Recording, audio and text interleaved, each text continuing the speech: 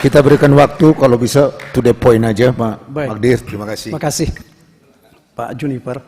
Pak Ketua, kami sudah sebenarnya IKADIN sudah menyiapkan secara keseluruhan mengenai penilaian kami ketika kami sandingkan seluruh pasal-pasal dari RUU ini dengan beberapa usulan dari pemerintah. Nanti kami akan serahkan ini. Meskipun secara khusus beberapa waktu yang lalu, kalau saya tidak keliru, kami juga sudah mengirimkan soft copy-nya.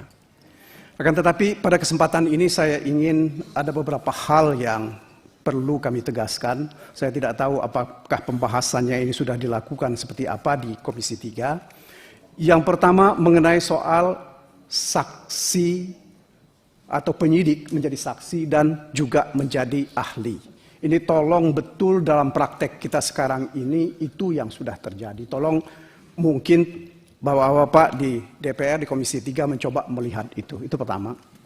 Kemudian yang kedua, saya kira saya juga pernah menyampaikan mengenai soal unfit to stand trial.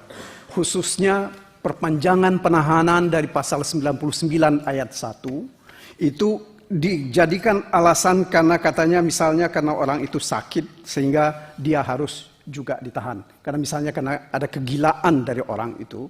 Menurut hemat kami mestinya orang seperti ini tidak bisa ditahan, tetapi justru dimasukkan ke rumah sakit. Karena inilah yang kita sebut dengan unfit to stand trial.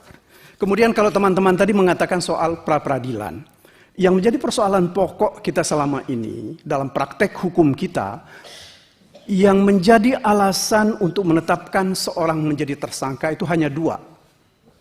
Kalau ada dua bukti permulaan, cukup selesai sampai di situ. Apakah bukti permulaan ini substansial, ya, dan memenuhi unsur atau membuktikan unsur dari pasal itu yang tidak pernah dibicarakan secara baik. Jadi sehingga menurut hemat kami, kalau misalnya syarat untuk orang melakukan pra-peradilan itu karena salah satu diantaranya kalau penetapan tersangkanya. Karena misalnya bukti permulaannya itu yang pertama itu harus substansial dan yang kedua relevan dengan pasal yang dipersangkakan. Bukan hanya sekedar dua alat bukti. Kemudian selanjutnya yang kami ingin juga minta perhatian dari Bapak-bapak dan saudara-saudara soal pemblokiran. Ya. Pemblokiran terhadap apakah itu rekening atau juga bahkan sertifikat dan lain-lain, ini juga tolong diperhatikan betul, mestinya ada batasan. Apa batasan sesuatu itu bisa diblokir? Karena sepanjang yang praktek yang terutama terakhir-terakhir ini, ada uang perusahaan yang tidak ada urusannya dengan perkara atau yang sedang diperkarakan itu diblokir. Akibatnya perusahaan-perusahaan itu tidak bisa membayar gaji. Sama Ferrari, Lamborghini disita. Nah, itu dia tuh. Itu yang 10 tahun lalu. Nah, itu yang kedua. Selanjutnya satu lagi yang menurut hemat saya yang tidak kalah pentingnya adalah mengenai PK. Larangan PK oleh kejaksaan.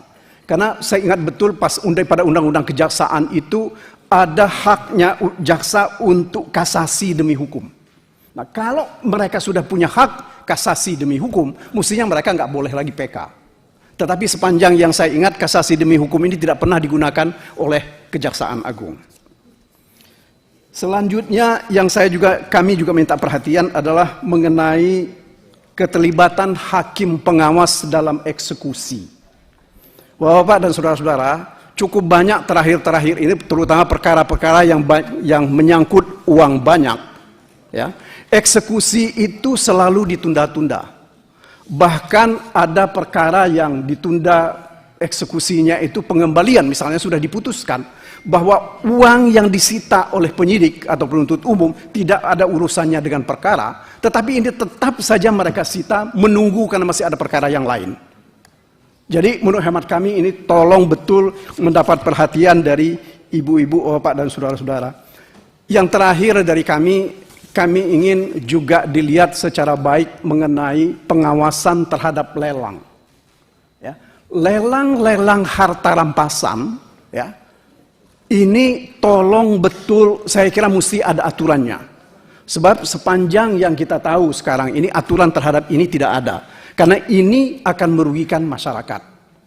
Saya kira itu yang Pak Ketua yang bisa saya sampaikan mengenai ini, nanti saya serahkan ke Bapak Ketua. Terima kasih. Ya, silakan. Baik.